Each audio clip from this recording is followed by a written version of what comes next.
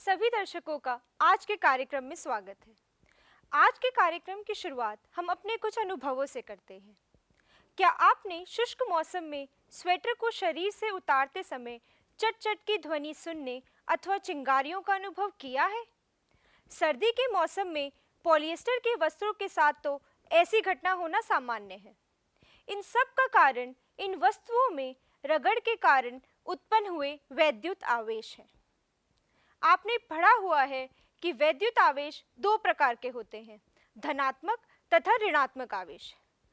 तथा सजातीय आवेश एक दूसरे को प्रतिकर्षित करते हैं और वहीं विजातीय आवेश एक दूसरे को आकर्षित करते हैं। किसी वस्तु पर आवेश है या नहीं, यह हम कैसे पता कर सकते हैं? ये हम पता करेंगे एक सरल विद्युतदर्शी की सहायता से। आइए अब हम एक सरल विद्युतदर्शी बनाएं। विद्युतदर्शी बनाने के लिए हमने यहाँ एक शीशे का ग्लास लिया है। जैसा कि आप देख सकते हैं कि गत्ते पर छेद करके एक तांबे की तार की मदद से दो पतली कागज के पत्रों को लटकाया गया है। तांबे की तार को विद्युन्मय वस्तु से स्पर्श कराने पर तार पर आवेश स्थानांतरित होकर उसके दूसरे सिरे पर जुड़े हुए कागज के पत्रों तक पहुंच जाता है। अब यहाँ पे कागज के पत्र एक दूसरे से दूर हो जा रहे हैं। पत्रों की पृथकता विद्युतदर्शी पर आवेश की मात्रा का एक माप होता है। दोनों कागज के पत्र सजातीय आवेश अर्जित करने के कारण एक दूसरे को प्रतिकर्षित करते हैं अथवा एक दूसरे से दूर दूर जाते हैं। पत्रों की अपसारिता द्वारा उन पर आवेश की मात्रा सुनिश्चित की जा सकती है। तांबे जैसे पदार्थ तुरंत ही अपने में से होकर विद्युत को प्रवाहित होने देते हैं, जबकि कुछ अन्य ऐसा नहीं करते। जो पदार्थ आसानी से अपने से होकर विद्युत को प्रवाहित होने देते हैं, उन्हें चालक कहते हैं। अधिकांश अधातुएं अपने से होकर प्रवाहित होने वाली विद्युत पर उच्च प्रतिरोध लगाती हैं। इन्हें विद्युत रोधी कहते हैं। रगड़ के कारण पृष्ठों पर वैद्युत आवेश उत्पन्न हो जाते हैं। क्या आप आवेश की अन्य प्रक्रिया को बता सकते हैं? किसी चालक को प्रेरण द्वारा आवेशित किया जा सकता है। आइए अब हम इस प्रक्रिया को समझने का प्रयास करें। विद्युत रोधी स्टैंडों पर हमने दो धातु के गोले A एवं B को रखा हुआ है। इस चित्र के अनुसार ये एक दूसरे के संपर्क में है। अब आप यहाँ पे ध्यान से देखिए कि एक विद्युन्मय छड़ को A के करीब लाया गया और यहाँ ये सावधानी जरूर बरतनी है कि ये इसको स्पर्श ना करे। अब छड़ गोले से स्पर्श नहीं कर रहा है और गोले के मुक्त इलेक्ट्रॉन छड़ की ओर आकर्षित हो रहे हैं। ये ऋणावेश इस पृष्ठ की तरफ आकर्षित हो गए हैं। गोले B के पिछले पृष्ठ पर धनावेश का आधिक्य हो जाता है। अब दोनों प्रकार के आवेश धातु के गोलों को आबद्ध रखते हैं, पलायन नहीं करते। गोले A के बाएं पृष्ठ पर ऋणावेश का आधिक्य तथा गोले के दाएं पृष्ठ पर धनात्मक आवेश का आधिक्य हो जाता है। तथापि गोले के सारे इलेक्ट्रॉन गोले A के बाएं पृष्ठ पर प्रसरित नहीं होते। जैसे ही गोले A के बाएं पृष्ठ पर इलेक्ट्रॉन एकत्र होने शुरू हो जाते हैं, अन्य इलेक्ट्रॉन इसके द्वारा प्रतिकर्षित हो जाते हैं। कुछ ही क्षण में छड़ के आकर्षण के कारण क्रिया तथा संचित आवेशों के कारण प्रतिकर्षण के बीच साम्य स्थापित हो जाता है। इस प्रक्रिया को आवेश का प्रेरण कहते हैं तथा ये लगभग तात्कालिक है। जब तक ये छड़ गोले के निकट रहती है, तब तक इस चित्र के अनुसार संचित आवेश पृष्ठ पर रहता है। यदि छड़ को हटा लेते हैं तो आवेशों पर कोई बाह्य बल कार्य नहीं करता, वे अपने उदासीन अवस्था में वापस लौट जाते हैं। चित्र में देख रहे हैं A और B को एक दूसरे से थोड़ा दूर किया गया है। अब अगर इस छड़ को यहाँ से हटा दिया जाए तो ये मुक्त इलेक्ट्रॉन और यहाँ पर जो धनावेश आधिक्य हुआ है, ये एक दूसरे को आकर्षित करेंगे। अब अगर इनके बीच की दूरी को और ज़्यादा बढ़ा दिया जाए तो क्या होगा? ऐसा करने पर आप देख पा रहे हैं कि आवेश गोले पर एक समान रूप से वितरित हो जाता है। हम ये जानते हैं कि जब किसी विद्युन्मय छड़ को हल्की वस्तुओं के निकट लाते हैं तो यही प्रभाव होता है। अब अगर आप इस कंघे को कागज पर रगड़कर इसे विद्युन्मय कर लें और छोटे छोटे कागज के टुकड़ों के पास लेके जाएं, तो ये कागज के टुकड़े इस तरीके से इस पर आकर्षित होकर चिपक जाते हैं। वास्तव में एक विद्युन्मय वस्तु अन्य वस्तुओं के पास वाले पृष्ठ पर विजातीय आवेश प्रेरित करती है तथा सजातीय आवेश वस्तुओं को दूर वाले भाग पर पहुंचा देते हैं। यह प्रक्रिया किस प्रकार होती है, आप इसके स्पष्टीकरण की खोज करने का प्रयास करें। हम यह जानते हैं कि दो प्रकार के आवेश होते हैं, धनावेश तथा ऋणावेश, तथा इनमें एक दूसरे के प्रभाव को निरस्त करने की प्रवृत्ति होती है। अब हम विद्युत आवेश के अन्य गुणों का वर्णन करेंगे।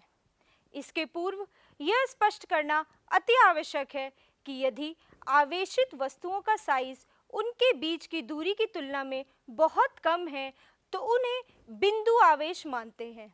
यह मान लिया जाता है कि वस्तु का संपूर्ण आवेश आकाश में एक बिंदु पर संकेंद्रित है।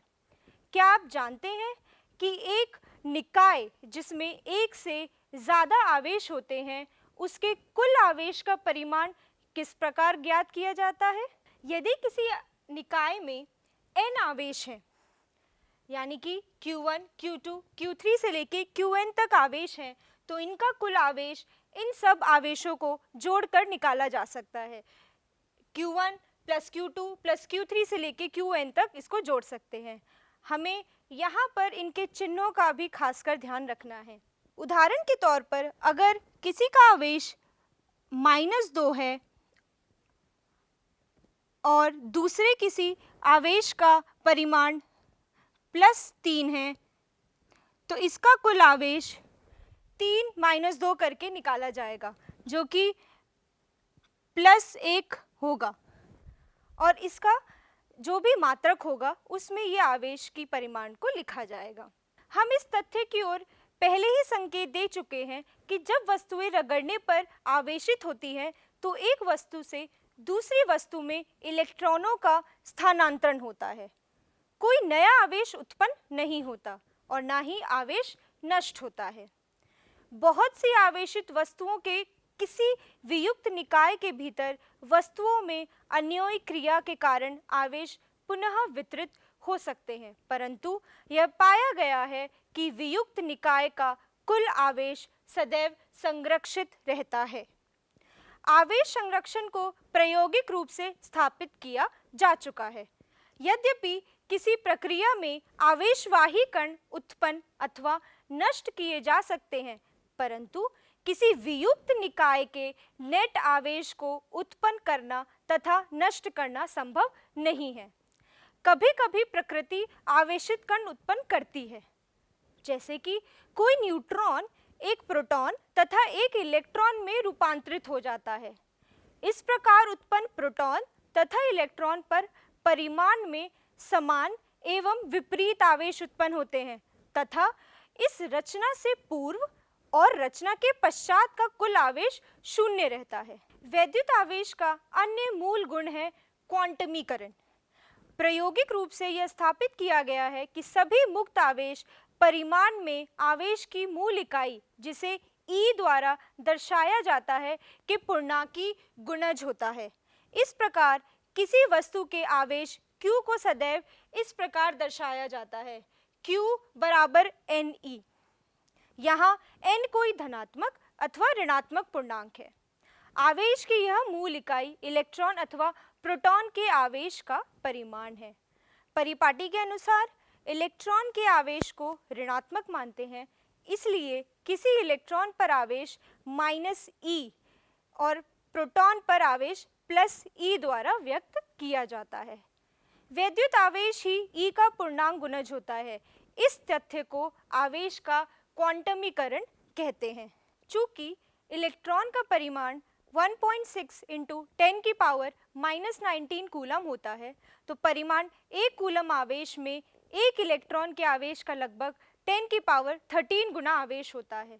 तो स्थूल स्तर पर आवेश के क्वांटमीकरण का कोई व्यवहारिक महत्व नहीं है तथा इसकी उपेक्षा की जा सकती है। यहाँ से आपको ज्ञात हो गया होगा कि अब आवेश को कूलाम में मापा जाता है। वास्तव में मात्रकों की अंतर्राष्ट्रीय प्रणाली एसआई में आवेश का मात्रक कूलाम होता है, जिसका प्रतीक C है। एक कूलाम को विद्युत धारा के मात्रक के पदों में परिभाषित किया जाता है, जिसके विषय में आप अगले अध्याय में सीखेंगे। परिभाषा के अनुसार एक कूलाम वह आवेश है जो किसी तार में 1 एम्पीयर धारा 1 सेकंड तक प्रवाहित करता है। इस प्रणाली में आवेश की मूल इकाई इलेक्ट्रॉन, जिसका मान -1.6 इंटू 10 की पावर -19 कूलम है। अगर हमारे पास एक आवेश जो कि -1 कूलम के बराबर है, तो Q = Ne के समीकरण के द्वारा हम N के परिमाण को निकाल सकते हैं, जो कि 6 इंटू 10 की पावर 18 इलेक्ट्रॉन आएगा। स्थूल स्तर पर हम ऐसे आवेशों से व्यवहार करते हैं जो इलेक्ट्रॉन के आवेश की तुलना में परिमाण में अत्यधिक विशाल होते हैं।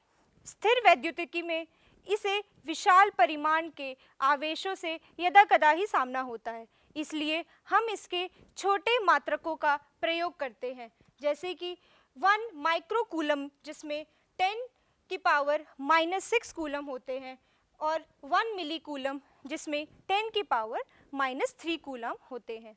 हम विद्युतदर्शी में देख चुके हैं कि एक विद्युन्मय वस्तु के स्पर्श से तांबे की तार से लटकी कागज की पतली पत्तियां किस प्रकार प्रतिकर्षित करती हैं, और एक विद्युन्मय कंघे कैसे कागज के टुकड़ों को अपनी ओर आकर्षित करता है, और एक विद्युन्मय कंघा कैसे कागज के टुकड़ों को अपनी ओर आकर्षित करता है। इसका अभिप्राय ये है कि विद्युन्मय वस्तुओं के आवेश एक दूसरे पर बल लगाते हैं। इस बल का परिमाण कितना होता है? इस बल के परिमाण को सबसे पहले नापा फ्रांसीसी भौतिकविद चार्ल्स ऑगस्टिन डे कूलाम ने। बल के परिमाण को मापने के लिए उन्होंने एक ऐंठन तूला का आविष्कार किया, और इसका उपयोग इन्होंने छोटे आवेशित गोलों के बीच लगने वाले आकर्षण अथवा प्रतिकर्षण बलों को ज्ञात करने के लिए किया। इस प्रकार सन 1785 में व्युत्क्रम वर्ग नियम को खोज पाए, जिसे आज कूलाम का नियम कहते हैं। कूलाम नियम के अनुसार दो बिंदु आवेश के बीच लगे बल का माप दोनों के परिमाणों के गुणनफल के अनुक्रमानुपात तथा उनके बीच की दूरी के वर्ग के व्युत्क्रमानुपात है, तथा ये दोनों आवेशों का मिलाने वाली रेखा के अनुदिश कार्य करता है। अर्थात अगर हमारे पास Q1 और Q2 दो आवेश हैं जिनको r दूरी पर रखा गया है, तो इनके बीच लगने वाला बल Q1 और Q2 के गुणनफल के अनुक्रमानुपात है, यानी कि इनको बढ़ाने पर F बढ़ेगा, और वहीं ये दूरी के वर्ग के व्युत्क्रमानुपात है, यानी कि r को बढ़ाने पर F घटेगा। यहाँ k एक नियतांक है। हम k के लिए किसी भी धनात्मक मान का चयन कर सकते हैं। SI मात्रकों में k का मान लगभग 9 इंटू 10 की पावर 9 न्यूटन मीटर स्क्वायर पर कूलम स्क्वायर होता है। सुविधा के लिए हम k को 1/4 पाई एप्सिलॉन नॉट लिखते हैं। तो इस वजह से बल का परिमाण 1/4 pi epsilon naught Q1 Q2 modulus, जिसमें सिर्फ हम धनात्मक परिमाण को ही लेंगे, बाय r² लिखा जाता है। यहाँ एप्सिलॉन नॉट का परिमाण है 8.854 इंटू 10 की पावर -12 कूलम स्क्वायर पर न्यूटन पर मीटर स्क्वायर। एक चयन के फलस्वरूप आवेश का जो मात्रक प्राप्त होता है उसे कूलाम कहते हैं। F के समीकरण में K का ये मान रखने पर हमें F का क्या परिमाण मिलेगा? हम यह पाते हैं कि अगर Q1 और Q2 एक कूलाम के बराबर है और R को 1 मीटर रखने पर हमें बल का परिमाण 9 इंटू 10 की पावर 9 न्यूटन मिलेगा। अर्थात एक कूलम वो आवेश है जो निर्वात में 1 मीटर दूरी पर रखे इसी परिमाण के किसी अन्य सजातीय आवेश को 9 इंटू 10 की पावर 9 न्यूटन बल से प्रतिकर्षित करे। अभी तक चर्चा किए गए विषय पर आधारित अब हम एक प्रश्न को हल करने का प्रयास करेंगे, और प्रश्न है, वायु में एक दूसरे से कुछ दूरी पे रखे दो बिंदु आवेशों के बीच F बल लग रहा है। यदि प्रत्येक बिंदु पर आवेश की मात्रा 2 गुनी तथा बिंदु के बीच की दूरी आधी कर दी जाए तो प्रत्येक बिंदु पर कितना बल लगेगा। इस प्रश्न के अनुसार बिंदु के आवेश को दुगना और बिंदुओं के बीच की दूरी को आधा किया गया है। तो पहला बल अगर F इक्वल्स टू के Q1 Q2 bye are square के बराबर है तो बदला हुआ बल कुछ इस प्रकार लिखा जाएगा, जहाँ पे चार्जेस को यानी कि आवेशों को दुगना किया गया है और उन दोनों की बीच की दूरी को आधा किया गया है। इसको हल करने के पश्चात हमारे पास नया बल कुछ 16 के Q1 Q2 bye are square आएगा, जहाँ के Q1 Q2 bye are square हमारा पहला वाला बल है। अर्थात हम कह सकते हैं कि नया बल पहले बल का 16 गुना आएगा। बल एक सदिश है, अतः कूलाम नियम को सदिश संकेतन में लिखना उत्तम होगा। मान लीजिए Q1 तथा Q2 आवेशों की स्थिति सदिश क्रमशः R1 तथा R2 है।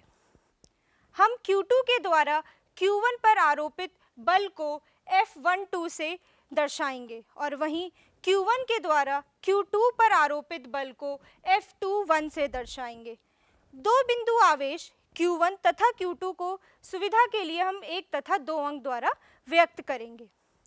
1 से 2 की ओर जाते सदिश को 1 से 2 की ओर जाते सदिश को हम R21 से व्यक्त करेंगे, जो कि R21 सदिश इक्वल्स टू R2 सदिश माइनस R1 सदिश होगा।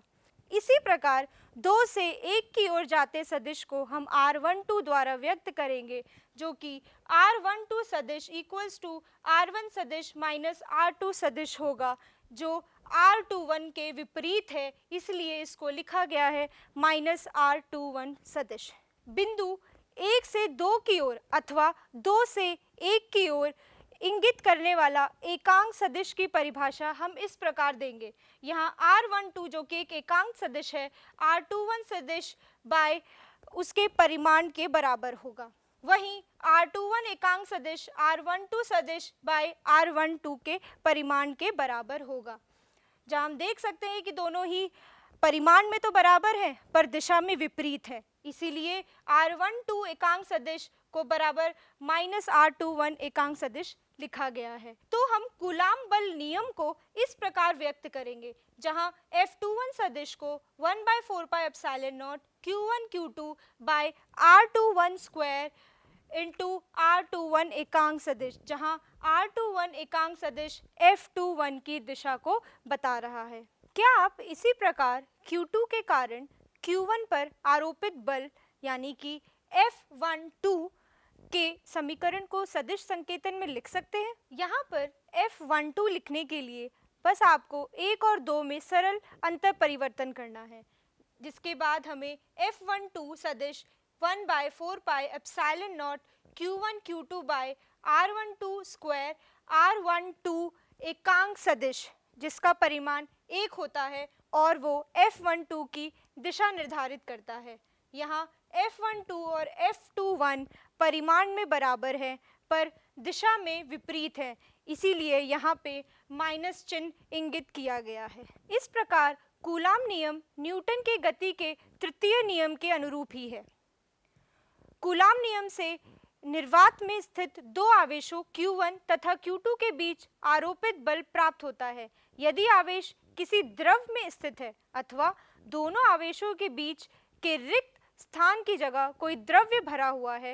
इस द्रव के आवेशित अवयवों के कारण स्थिति जटिल बन जाती है। अगले अध्याय में हम द्रव्य में स्थिर वैद्युतिकी पर विचार करेंगे। क्या आवेशों के चिन्हों में परिवर्तन करने पर इनके बल पर प्रभाव पड़ेगा? यदि Q1 तथा Q2 समान चिन्ह के हैं या तो दोनों ही धनात्मक अथवा दोनों ही ऋणात्मक है, तब F21 R21 के दिशा में होगा जो प्रतिकर्षण को प्रदर्शित करता है, जैसा सजातीय आवेशों के बीच होना चाहिए। यदि Q1 तथा Q2 के विपरीत चिन्ह हैं, तब F21 माइनस R21 की दिशा में होगा, जो कि आकर्षण को प्रदर्शित करता है, तथा विजातीय आवेशों के लिए हम इसी की आशा करते हैं। इस प्रकार हमें सजातीय तथा विजातीय आवेशों के प्रकरणों के लिए पृथक पृथक समीकरण लिखने की आवश्यकता नहीं है। यही समीकरण दोनों ही प्रकरणों को सही सही प्रकट कर देती है। दो आवेशों के बीच पारस्परिक वैद्युत बल कूलाम नियम द्वारा प्राप्त होता है, जहां आवेश के निकट एक आवेश न होकर उसे बहुत से आवेश चारों ओर से घेरे हुए होते हैं। तो इस स्थिति में किसी आवेश पर आरोपित बल का परिकलन हम कैसे करेंगे? इस स्थिति में अध्यारोपण का सिद्धांत का प्रयोग किया जाता है। किसी आवेश पर कई अन्य आवेशों के कारण बल उस आवेश पर लगे उन सभी बलों के सदिश योग के बराबर होता है, जो इन आवेशों द्वारा इस आवेश पर एक एक कर लगाया जाता है। किसी एक आवेश द्वारा लगाया गया विशिष्ट बल अन्य आवेशों की उपस्थिति के कारण प्रभावित नहीं होता। इसे अध्यारोपण का सिद्धांत कहते हैं। जैसा कि आप इस चित्र में देख सकते हैं, Q1, Q2, Q3, R1, R2, R3 सदिश दूरी पर रखे गए हैं। अब अगर हमें Q1 पे कुल बल निकालना है, तो सबसे पहले Q1 पे Q2 द्वारा बल F12 दर्शाया गया है, वहीं Q1 पे Q3 द्वारा बल F13 दर्शाया गया है। इस अवधारणा को भली भांति समझने के लिए हमने यहाँ तीन आवेशों का निकाय लिया है। यहाँ Q1 पॉइंट O से R1 सदिश की दूरी पर है, वहीं Q2 R2 सदिश और Q3 R3 सदिश की दूरी पर है। Q1 पे Q2 के कारण लगने वाला बल F12 है और वहीं Q1 पे Q3 के कारण लगने वाला बल F13 है। अब Q1 पे कुल बल निकालने के लिए हमें अध्यारोपण के सिद्धांत के अनुसार दोनों को योग करना होगा और इसी तरह हमें F1, F12 प्लस F13 के सदिश योगों द्वारा मिलेगा। यदि हमारे पास n आवेशों वाला एक निकाय है, तो इस स्थिति में किस तरह अध्यारोपण के सिद्धांत का प्रयोग किया जाएगा?